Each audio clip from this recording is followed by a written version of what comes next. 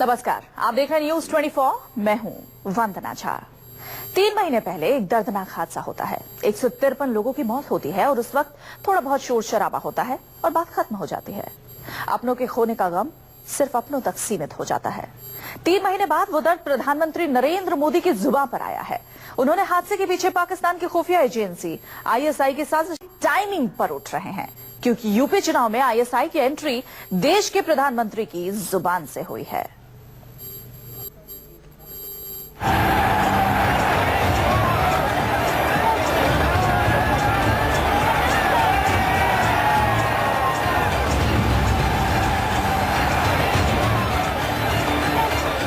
UP के चुनाव में स्कैम की एंट्री। स्कैम का मतलब है एस समाजवादी, सी कांग्रेस, ए अखिलेश, एम मायावती। यूपी के चुनाव में कसाब की एंट्री। कसाब से मेरा मतलब है क से है कांग्रेस पार्टी, स से है समाजवादी पार्टी और ब से है। यूपी के चुनाव में गधे की एंट्री। हम इस सदी के सबसे बड़े महानायक से निवेदन करेंगे कि अब आप गुजरात के गधों का प्रचार मत करिए, और जिन्होंने ऐड देखा होगा वो जानते होंगे। बताओ, कहीं गधों का भी प्रचार होता है क्या? और अब यूपी के चुनाव में ISI भी पहुंच गया। अभी कानपुर में रेल अकस्मात हुआ, एक षड्यंत्र के तहत हुआ है, और षड्यंत्र करने वाले कहां बैठे थे? सीमा के उस पार। प्रधानमंत्री नरेंद्र मोदी की जुबान से ISI निकला और उसका कनेक्शन उन्होंने यूपी से जोड़ दिया। अभी कानपुर में रेल अकस्मात हुआ, उसमें कुछ लोग पकड़े गए हैं, सैकड़ों लोग मारे गए, और वो अकस्मात से नहीं, पुलिस ने जो खोज करके निकाला है एक षड्यंत्र के तहत हुआ है, और षड्यंत्र करने वाले कहां बैठे थे? सीमा के उस पार। और 500 और 1000 की नोट बंद हो गई। प्रधानमंत्री मोदी गोंडा में थे। वहां भाषण देते वक्त उन्होंने ISI का नाम ले डाला।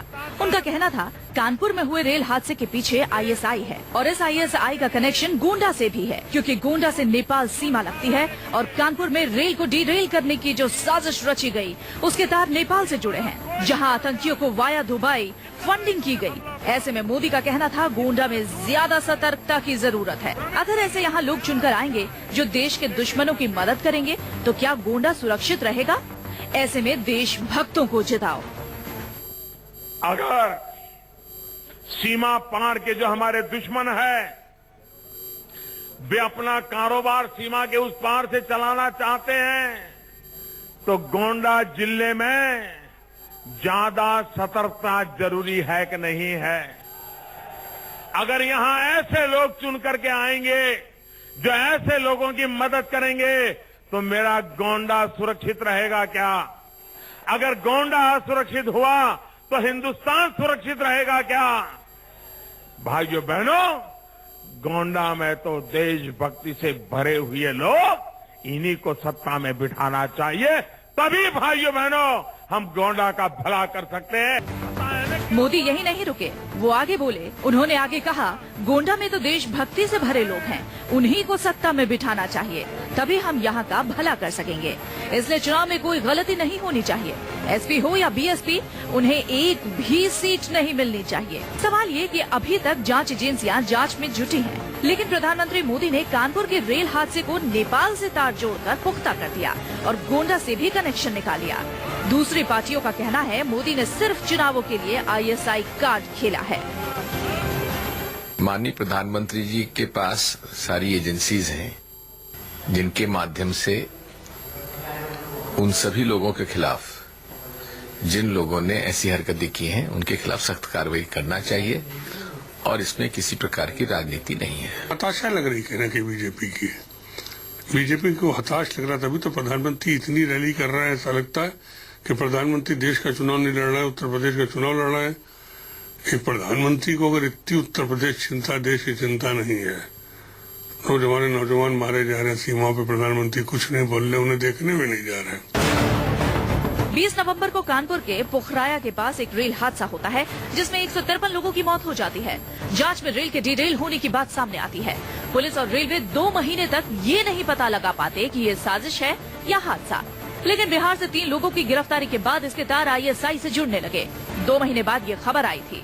आईएसआई के अलावा दाऊद के जरिए पैसा आतंकियों को नेपाल में पहुंचाया गया, जिसके बाद साजिश कानपुर में रेल को डीरेल करने की रची गई। लेकिन अभी तक इस बारे में पुख्ता तौर पर जांच एजेंसियों ने कुछ आगे नहीं कहा था। ऐसे में अचानक गोंडा में प्रधानमंत्री का बयान या तो जांच एजेंसियों पर सवालिया निशान लगाता है या फिर इस मुद्दे को गोंडा के जरिए नेपाल से जोड़कर राजनीतिक फायदा उठाने की कोशिश की जा रही है। जानकारों के मुताबिक एक जनसभा में इतने संवेदनशील मुद्दे की बात कहना चौंकाता जरूर है। देखिए, ये जो पीएम मोदी हर चीज को, या कहना चाहिए बीजेपी हर चीज को कुछ बड़ा या बढ़ा चढ़ा के या बढ़ाने चढ़ाने का मामला सांप्रदायिक बन जाता है। इस बार देशभक्तों को सरकार बननी चाहिए, तो इसका तो मतलब ये होगा बाकी पार्टियां देशभक्त नहीं है। ये सर्वथा गलत है और इस तरह से किसी भी प्रधानमंत्री को इस तरह से लूज टॉक नहीं करनी चाहिए। हल्की बात हो गई। अभी कानपुर में रेल अकस्मात हुआ।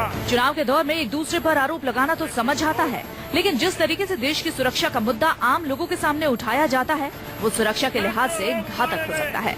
सवाल ये कि क्या वाकई गोंडा में इस तरह के बयान की जरूरत थी? क्या यूपी चुनाव में आईएसआई की एंट्री से बीजेपी को फायदा होगा? Bureau report, news 24। कानपुर में 153 लोगों की मौत सिर्फ एक हादसा बनकर रह जाती अगर बिहार में 3 लोगों की गिरफ्तारी नहीं हुई होती, जिसके बाद रेल हादसे के तार नेपाल से जुड़े और फिर दुबई होते हुए कनेक्शन पाकिस्तान की खुफिया एजेंसी आईएसआई से हो गया। सवाल यह है कि अब तक सरकार चुप क्यों रही?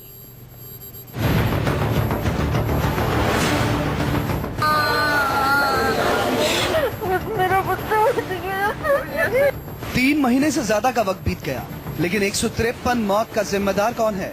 अभी तक रेल मंत्रालय, यूपी पुलिस, खुफिया एजेंसी उसकी खोजबीन में जुटी है। जिनके अपने चले गए उस दर्द की तड़प सिर्फ उन्हीं को पता है। बाकी के लिए ये सिर्फ एक हादसा हो सकता है और एक चुनावी मुद्दा।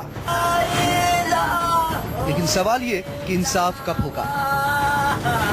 मरहम के नाम पर नए खुलासे, नए बयान आ रहे हैं। अब आईएसआई का नाम आने से मामला और संवेदनशील हो गया। आखिर कैसे नेपाल के रास्ते कानपुर में रेल को साजिश का शिकार बनाया गया और इसके पीछे किसका हाथ है? 95 दिन पहले अंधेरी रात में ट्रेन में लोग सो रहे थे। Indore Patna express train derail हो गई। इस हादसे में किसी का सिर धड़ से अलग हो गया, किसी का हाथ कट गया तो किसी का पैर। हादसे के 2 महीने बाद बिहार के रक्सौल से 3 लोगों की गिरफ्तारी होती है, जिसमें खुलासा होता है कि कानपुर हादसे के पीछे दाऊद का हाथ है और दाऊद ने आईएसआई के इशारे पर ऐसा किया, जिसने इस सारे खेल को अंजाम दिया। उस शख्स का नाम है शमशुल होदा, जिसे दुबई से गिरफ्तार कर नेपाल प्रत्यर्पित किया गया। शमशुल होदा दाऊद का नेपाल चीफ है। कई मामलों में नेपाल पुलिस को भी उसकी तलाश थी। उन्होंने घोड़ासैन में बम रखा है और आदापुर नकरदे स्थित रेलवे स्टेशन में इन लोगों ने बम रखा है। ये 2 जगह का अपराध इन्होंने स्वीकार किया है और हम इन्वेस्टिगेशन कर रहे हैं। होदा की गिरफ्तारी के पीछे नेपाल में उसके हैंडलर ब्रिज किशोर गिरी की एक ऑडियो क्लिप बहुत बड़ा सबूत है, जिसमें शमशूल और उसकी बातचीत दर्ज है।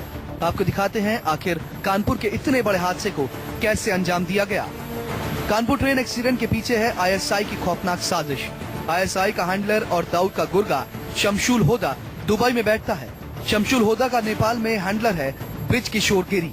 ब्रिज किशोर गिरी ने सबसे पहले रेल डीरेल करने का काम चाचा भतीजे दीपक राम और अरुण राम को सौंपा।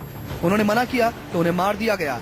इस मामले में पुलिस को राकेश यादव और गजेंद्र यादव की तलाश है, जो फरार है।